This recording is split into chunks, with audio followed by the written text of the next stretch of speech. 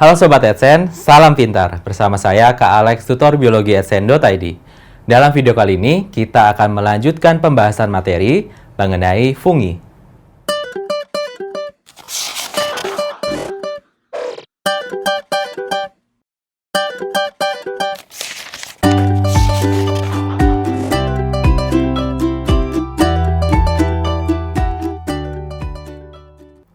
Sebelumnya, kita sudah membahas kemampuan fungi untuk mencerna secara ekstraseluler atau di luar sel. Nah, jadinya teman-teman, seperti yang sudah saya jelaskan, fungi akan melakukan enzim untuk mencerna substrat yang dia tumpangi. Misalkan teman-teman menemukan ada cendawan yang tumbuh di suatu kayu yang sudah roboh. Nah, berarti kayu itu sedang dikonsumsi. Nah, ini berkaitan dengan cara hidup dari fungi dan perannya di alam. Nah, maka teman-teman, untuk kebanyakan dari anggota fungi, itu bisa kita sebut cara hidupnya adalah saprofit. Atau apa? Atau berarti dia hidup di substrat yang sudah mati, gitu ya. Berarti kondisinya dia dari hidup ke mati. Jadi dari jasad, ya kan? Nah, itu yang kita sebut sebagai saprofit. Nah, selain dia sebagai saprofit atau saproba, dia juga ada yang sifatnya parasit. Berarti dia mengambil nutrisi dari inang atau dari organisme lain. Bisa macam-macam inangnya. Bisa hewan, termasuk manusia, bisa tumbuhan, bahkan bisa fungi lain, gitu ya. Nah, jadi teman-teman mungkin pernah dengar penyakit yang disebabkan oleh fungi, misalkan mikosis atau simpelnya seperti yang lain seperti panuan, gitu ya. Nah, itu adalah contoh fungi yang sifatnya parasit. Spesifiknya jika menyebabkan penyakit, kita sebutnya adalah patogen. Nah, selain itu juga ada anggota dari si fungi yang cara hidupnya dia mutualis. Berarti apa? Berarti dia melakukan simbiosis atau kerjasama dengan organisme lain. Nah, untuk materi kali ini saya nanti akan memperkenalkan dua bentuk simbiosis atau simbiosis mutualisme dengan fungi, gitu ya. Yaitu apa? Di sini ada dua, yaitu yang kita sebut sebagai mikoriza dan lichen atau lumut kerak. Nah, jadi ya teman-teman, kalau kita lihat perannya atau cara hidupnya terlebih dahulu, yang kebanyakan adalah sifatnya dia saprofit, maka dari sini kita bisa tahu bahwa peran besarnya di ekosistem adalah sebagai dekomposer. Ya kan? Yang mengurai komposisi, ya kan, yang akan membusukkan atau mengurai suatu jasad yang ada di ekosistem, dan fungi adalah anggota yang penting untuk ini. Nah, jadi ya teman-teman, kita bisa lihat tentu saja karena cara hidupnya dia bervariasi, ya kan ya.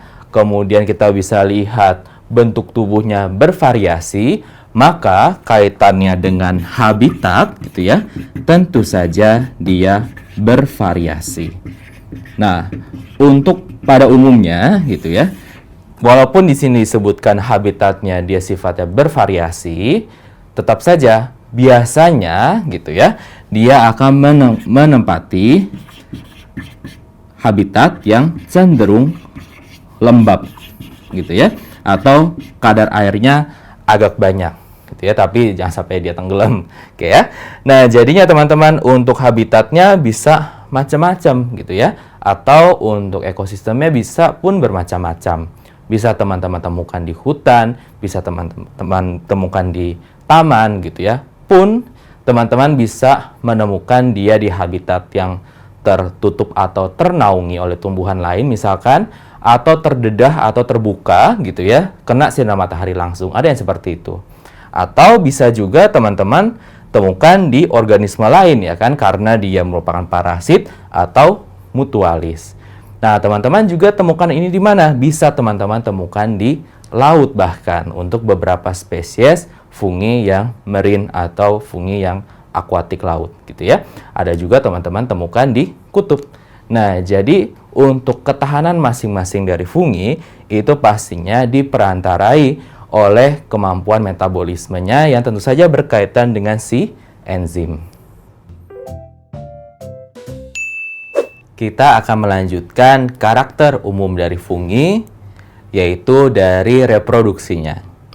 Nah, teman-teman, umumnya ketika kita membicarakan tentang fungi, pastinya kita tahu bahwa reproduksinya menggunakan spora.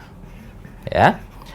Nah, jadi teman-teman, untuk tahapannya adalah sebagai berikut. Jika ada spora di sini, gitu ya, saya gambarkan seperti ini. Ya, seperti tepung atau bedak ya. Nah, kemudian spora tersebut akan berkecambah membentuk sel yang seperti tabung memanjang, itu yang kita sebut sebagai hifa. Oke ya. Jadi kalau misalnya saya gambarkan, spora saya besarkan, nah kira-kira seperti ini. Oke ya. Nah, ini yang kita sebut sebagai hifa. Nah, kemudian hifa ini bisa terus tumbuh dan akan bercabang-cabang. Sehingga hifa ini dapat membentuk suatu kumpulan atau agregat dari hifa yang kita sebut sebagai miselium. Oke ya.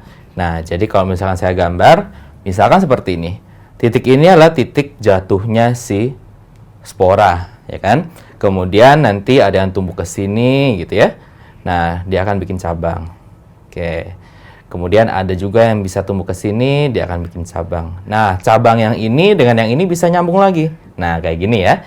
Jadi, teman-teman juga bisa lihat penampakan dari miselium di roti yang berjamur, ya kan? Kalau teman-teman lihat fungi atau kapangnya, dia itu sebenarnya kalau dilihat mikroskop ya seperti ini, gitu ya.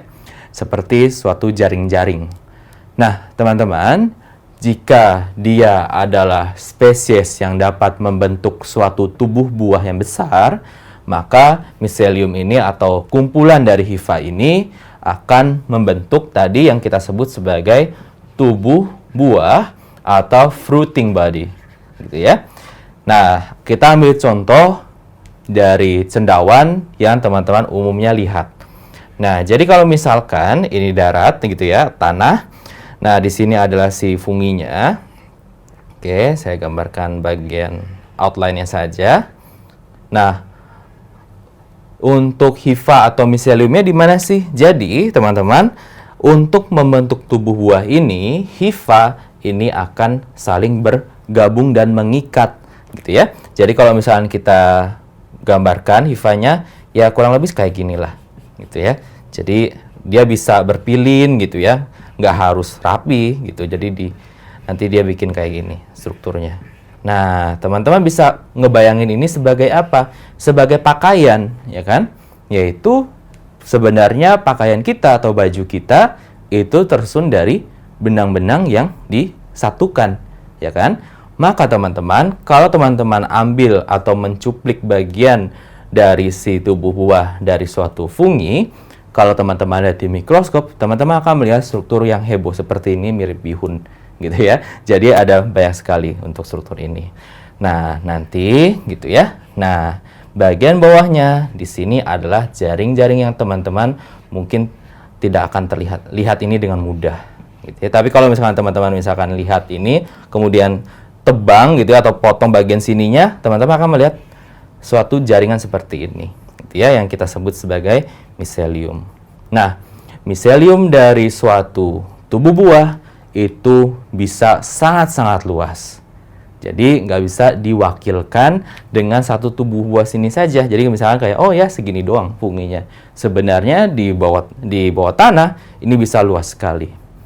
Pada faktanya, teman-teman, kalau kita membicarakan tentang organisme terbesar di dunia, salah satunya yang dipertimbangkan adalah kumpulan cendawan madu yang teman-teman bisa temukan di suatu hutan, gitu ya.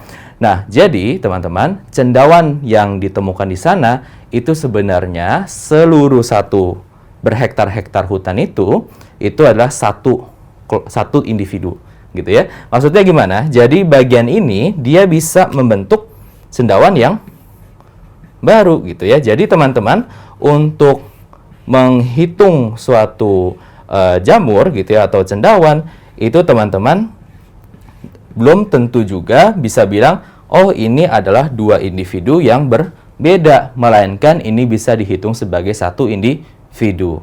Makanya bisa dipertimbangkan sebagai organisme yang terbesar di dunia. Gitu ya.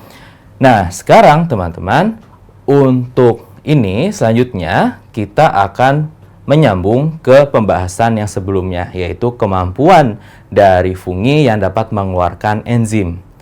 Nah, jadinya teman-teman, kalau kita bisa melihat strukturnya adalah seperti demikian, berarti kita tahu bahwa struktur yang menyerupai akar ini yang disusun oleh miselium atau bisa kita sebut dia sebagai rhizoid, maka dia akan mengeluarkan enzim gitu ya. Jadi misalkan di ujung-ujungnya gitu ya, nah di sini dia akan keluarkan enzim atau zat kimia tersebut. Sehingga nanti substrat yang akan kena enzim ini terurai menjadi sederhana dan diserap sama si rhizoid atau si miselium ini. Kemudian akan diambil sama si cendawan. Nah, teman-teman, karena nanti zat kimia yang masuk ke dalam si hifa ini jadi banyak gitu ya, maka akan berlaku sistem osmosis. Maka air akan masuk ke hifa juga. Makanya juga teman-teman, kita tahu kecenderungannya dia akan menjadi besar. Ya, didukung dengan si keberadaan air. Makanya keberadaan air di suatu lingkungan tempat tumbuhnya fungi itu menjadi penentu untuk hidupnya. Oke ya. Nah, sekarang kita akan membicarakan lebih jauh soal hifa. Nah, jadi teman-teman, untuk membentuk tubuh buah ini tidak bisa dari hifa yang tunggal saja. Nah, untuk hifanya, teman-teman, saya gambarkan di sini misalkan gitu ya. Ada hifa yang satu gitu ya. Nah, ini intinya masing-masing ada satu, ya kan ya? Kita sebutnya dia hifa positif. Kalau untuk di fungi, untuk jenis kelaminnya kita nggak bisa tentukan dia jantan atau betina. Maka kita pakai istilah positif atau negatif. Atau bahkan ada yang dari satu spesies itu jenis kelaminnya ada ribuan, gitu ya. Nah, jadi di sini ada hifa yang negatif atau pasangannya, gitu ya. Jadi misalkan dia tertarik sama ini karena zat kimia yang diberikan, gitu ya, untuk menarik. Karena pasti harus ada komunikasi kan ya. Nah, jadinya teman-teman dari hifa positif dengan si negatif di sini akan bisa bertemu.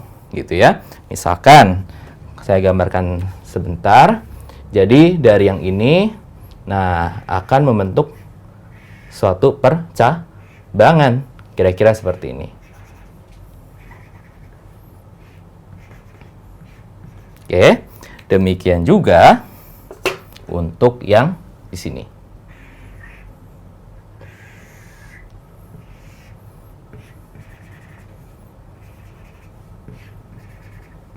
Oke, nah jadinya teman-teman, kalau kita lihat gitu ya, nah inti yang di sini, gitu ya, saya pakai warna lain biar teman-teman bisa lihat bedanya, gitu ya. Jadi inti yang di sini ceritanya, gitu ya, itu bisa pindah ke sini, gitu. Nah, jadi kayak gini kan ya. Nah, nanti inti yang biru ini bisa membelah, kemudian akan ke arah kompartemen masing-masing. Nah, jadi teman-teman, untuk hifa yang punya masing-masing intinya, ini yang kita sebut apa? Ini yang kita sebut sebagai hifa primer. Gitu ya. Jadi ada dua hifa primer yang di sini. Kemudian terjadi kontak, gitu kan ya, sehingga intinya akan diberikan ke sini. Nah, berarti ini yang kita sebut sebagai hifa sekunder. Ciri-cirinya apa? Ciri-cirinya kita bisa lihat bahwa jumlah intinya ada berapa? Jumlah intinya ada 2, atau yang kita sebut sebagai dikaryotik. Dan dari satu kompartemen ini, bahwa isinya itu ada berbeda, ya kan? Itu yang kita sebut istilahnya dengan heterokaryotik. Oke ya. Nah, jadi teman-teman, untuk hifa sekunder ini kemudian akan ngapain? Akan melakukan pemilinan gitu ya. Maka si hifa sekunder dengan hifa sekunder lain di sini akan melakukan pemilinan atau berpilin. Sehingga ini yang kita sebut dia sebagai hifa tersier. Hifa tersier karena dia berpilin berarti dia membentuk struktur penyokong yang kokoh atau kuat. Maka ini adalah struktur yang digunakan untuk membentuk tubuh buah, yaitu untuk membentuk tudungnya, kemudian untuk membentuk tangkainya. Ya kan? Bahkan untuk beberapa spesies teman-teman bisa temukan selain dia kenyal, ada juga yang dia akan keras sekali. Nah, kemudian di video berikutnya kita akan membahas macam-macam hifa menurut fungsinya. Nanti teman-teman akan temukan ada hifa vegetatif dan hifa generatif. Sampai jumpa di video berikutnya. Nah, Sobat AdSense, sampai di sini dulu video kelanjutan pembahasan materi mengenai fungi. Sampai bertemu di video berikutnya, semoga bermanfaat. Salam pintar! Sekian Sobat AdSense untuk video pembelajaran hari ini. Sampai ketemu lagi di video belajar berikutnya. Jangan lupa aktifkan notifikasi untuk video terbaru kami ya. Sobat AdSense juga bisa mengunjungi adsense.id dan temukan ribuan video pembelajaran. Sampai jumpa Sobat AdSense, salam pintar!